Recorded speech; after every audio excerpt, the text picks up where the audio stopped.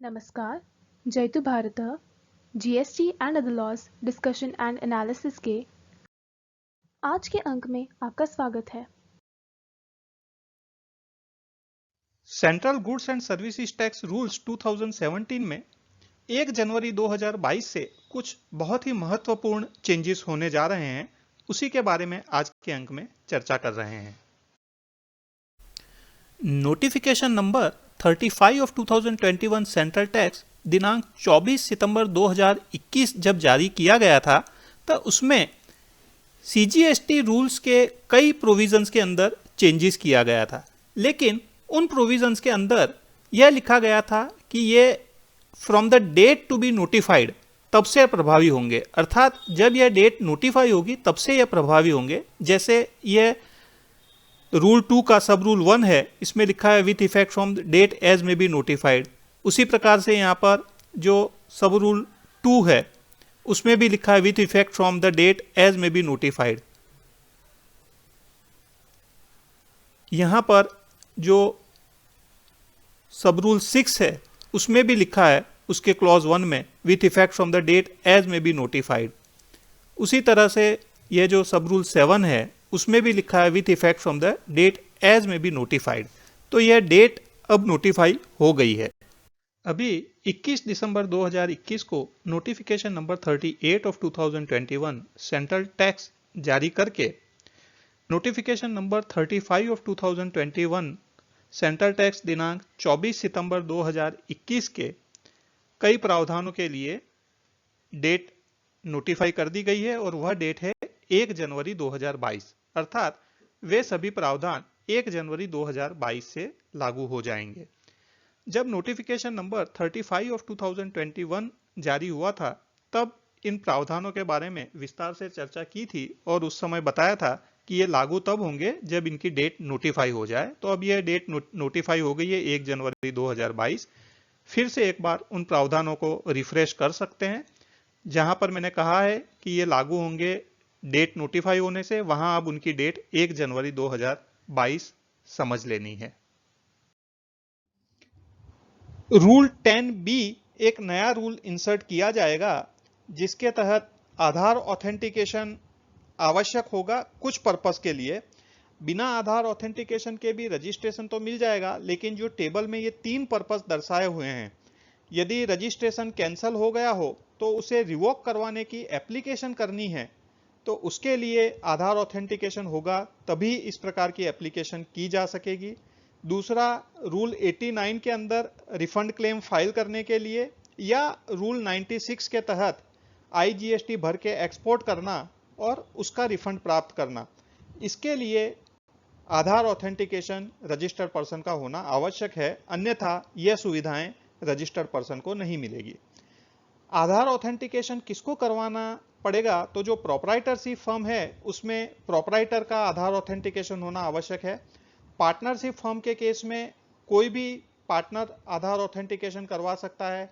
Hindu undivided family के case में कर्ता को आधार ऑथेंटिकेशन करवाना होगा। कंपनी के केस के अंदर मैनेजिंग डायरेक्टर या होल टाइम डायरेक्टर आधार ऑथेंटिकेशन करवा सकता है। एसोसिएशन ऑफ पर्सन या बॉडी ऑफ इंडिविजुअल या सोसाइटी के केस में कोई भी मेंबर मैनेजिंग कमिटी का वह आधार ऑथेंटिकेशन करवा सकता है। और ट्रस्ट के केस में बोर्ड ऑफ ट्रस्टी का कोई भी ट्रस्टी आधार ऑथेंटिकेशन करवा सकता है। तो इस प्रकार का आधार ऑथेंटिकेशन होने के बाद रिफंड प्राप्त करने में कोई दिक्कत नहीं होगी। और इसी से रिलेटेड संशोधन रूल 23, रूल 89 और रूल 96 में भी किए गए हैं, जो हम आगे देख लेते हैं। जिस व्यक्ति को आधार ऑथेंटिकेशन करवाना है, उसके पास यदि आधार कार्ड नहीं है तो वह अपना आधार एनरोलमेंट करवा ले, और आधार एनरोलमेंट की आईडी स्लिप और उसके साथ में कोई भी एक डॉक्यूमेंट, जैसे बैंक पासबुक विथ फोटोग्राफ या voter identity card issued by the election commission या पासपोर्ट या ड्राइविंग लाइसेंस, इन 4 में से कोई भी एक चीज और आधार एनरोलमेंट आईडी स्लिप ये जमा करवा सकते हैं। और जैसे ही आधार नंबर मिले तो उसके 30 दिन के भीतर भीतर आधार ऑथेंटिकेशन करवा लेना चाहिए। Rule 23 revocation of cancellation of registration से संबंधित है। इसके अनुसार a registered person whose registration is cancelled by the proper officer on his own motion, जिसका रजिस्ट्रेशन रिटर्न फाइल नहीं करने की वजह से कैंसिल कर दिया है प्रॉपर ऑफिसर ने, वह revocation of cancellation of registration के लिए एप्लीकेशन कर सकता है। लेकिन अब इसमें यह वर्डिंग्स यूज कर दिए हैं subject to the provisions of rule 10B, अर्थात वही tax payer revocation of cancellation of registration की अर्जी कर पाएगा जिसका आधार ऑथेंटिकेशन हुआ है। हालांकि यह जो प्रोविजन है वे अभी लागू नहीं हुए हैं, वे लागू होंगे from the date to be notified, मतलब भविष्य में जब भी कोई डेट नोटिफाई की जाएगी तब से लागू होंगे।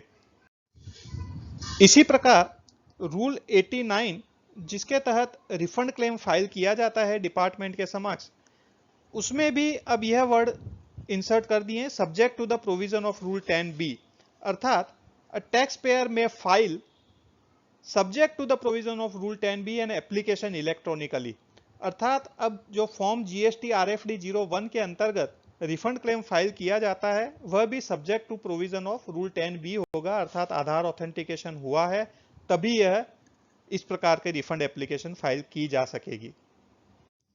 रूल 96 के तहत जब IGST भरकर एक्सपोर्ट किया जाता है तो उस केस में शिपिंग बिल एक्सपोर्ट के लिए फाइल करते हैं, उसे ही application for refund of integrated tax माना जाता है।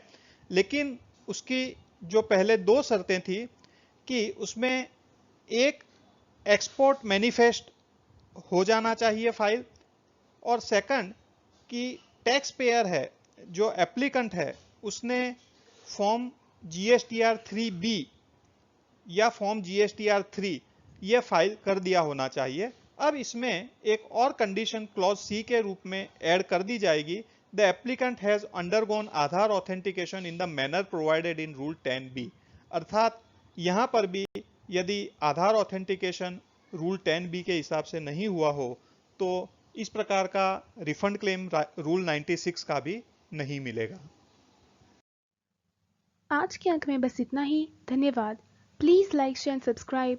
आपको और किसी GST रिलेटेड विषय पर जानकारी चाहिए विशेषतः तो कमेंट्स में लिख सकते हैं। जय हिंद।